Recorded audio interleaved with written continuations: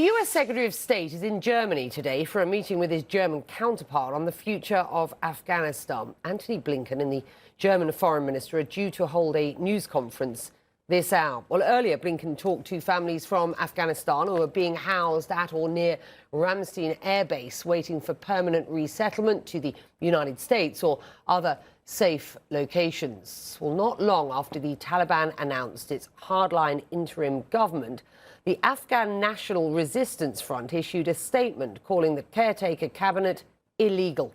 The group, led by this man, Ahmad Massoud, called on Afghan citizens to continue their resistance against the Taliban. It also urged other countries to hold off on recognizing what it calls the Taliban regime.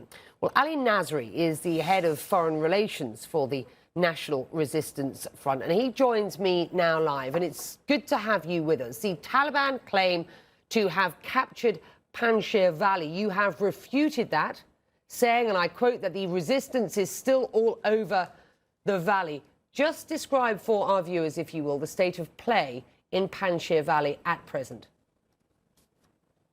Thank you for having me. The current situation in Panjshir is a bit more complex than what the mass media is reporting. The Taliban haven't taken the whole province. They've only taken the main road, and the provincial center, the provincial building, is located near the main road. So this is why they were able to hoist their flag. However, the Panjshir Valley, the Panjshir province, is very complex. The topography of it, the geography, doesn't allow an invader to take over the whole valley. The Soviets were unable to do this 9 times. The Taliban are unable to do it right now. 60% of the valley is under our control, 60 to 65%, because Panjshir has many sub-valleys. It has more than 15 sub-valleys. All of these sub-valleys are under our control. All of the strategic positions of Panjshir are under our control. We tactically withdrew from the main road, and we are going to return. For the past 2 nights, there has been heavy fighting. The Taliban have suffered heavy casualties, and in a matter of time, all of Panjshir will be cleared. Well, just days ago, and I just want to be clear what's going on here, because just days ago, Ahmad Massoud, the leader of the NRF, announced on his Facebook page that he supports a truce in Panjshir to end what has been weeks of fighting. Does he stand by that, and what will it take to achieve that at this point? So we've always been in favor of peace, of a peace process, of negotiations that could create the right conditions for lasting peace in Afghanistan, meaning the equal distribution of power and resources to everyone. Afghanistan is a country made up of ethnic minorities, and so we believe that one group cannot dominate politics. Everyone has to join hands, power has to distribute it to everyone, and an inclusive government has to be formed. Now we see what type of inclusive government the Taliban were always looking for, based on their announcement yesterday. So the disagreements were on the nature of the political settlement. We believed in inclusivity, we believed in the equal distribution of power, we believed in justice being established, the rights and freedom of everyone being preserved, democracy being preserved. The Taliban were against these principles. And so right now, our stance, Mr. Ahmad Massoud, Commander Ahmad Massoud, the leader of the National Resistance Front, 2 days ago addressed the nation. He called upon every single citizen to rise up against this tyrannical terrorist group.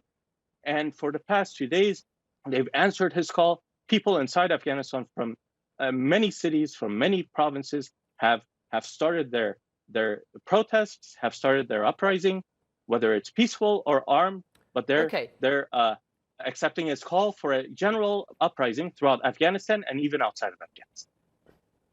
Now, look, I have to ask, the whereabouts of Ahmad Massoud and former VP Amrullah Saleh are unknown. Where are they? Do they remain in the country?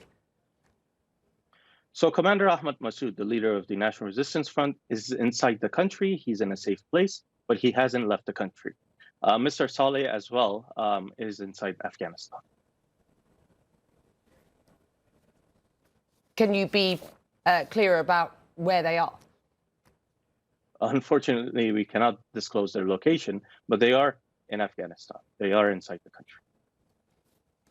Have you or Masood, have you spoken to any members of the Taliban since the announcement of the government? No, all lines of communication have been cut. This is a terrorist criminal syndicate that we do not want to be associated with. And now look how many people, how many terrorists are in their cabinet. They're a puppet of a country. They've allowed a foreign country, to intervene into Afghanistan's affairs. And this is unacceptable to us because this violates Afghanistan's territorial integrity, Afghanistan's national sovereignty and independence. Any Right. group You're talking about Pakistan here. that allows, well, based on what CENTCOM, sources in CENTCOM has said, that a foreign country has directly intervened, especially in the operation, the Taliban's operation against Panjshir, their aggression against Panjshir.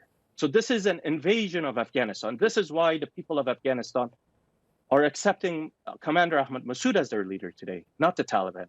The Taliban, in the past 2 days, the Taliban have the geography in Afghanistan. They control most of Afghanistan, but this has been proven to everyone now. Who enjoys the legitimacy amongst the masses? With one call, Ahmad Massoud, in an audio, was able to mobilize most of Afghanistan's people. Right now, it's going viral. He's receiving support from all ethnic groups, from all sectarian groups. The Taliban have been trying to do this for 20 years. They failed, and they still lack support amongst the vast majority of Afghanistan citizens.